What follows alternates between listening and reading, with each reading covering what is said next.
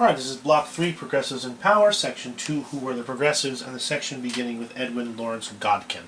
Edwin Lawrence Godkin was a political writer who founded a magazine known as The Nation, which is still in existence.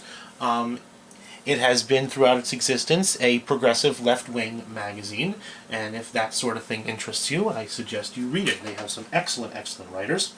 And they have been calling for reform in the United States in various guises for well over 150 years. Here's a copy of The Nation from probably not too long ago. John Dewey is another philosopher and educator who wrote a book, and his book was called The School and Society. And John Dewey is famous for what he wanted to change American education. It's a constant refrain among reformers both yesterday and today: change American education. And John Dewey was a pragmatist. He believed in going with what worked, as he put it. He was also influenced by evolution and believed that only reason and science could be used to solve problems. And he wanted reason and science to be used to solve education problems.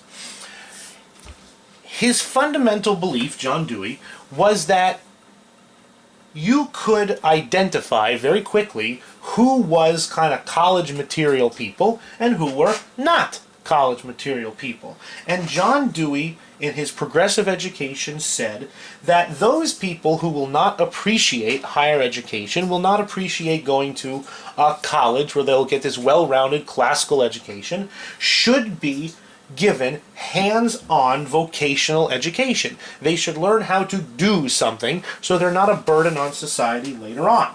John Dewey is kind of the father of vocational education. You go to school to learn a trade. And John Dewey believed that through this application of science and application of scientific principles and scientific rigor, you could figure out who these people were at a very early age, at a very early time, and kind of track them into appropriate career fields.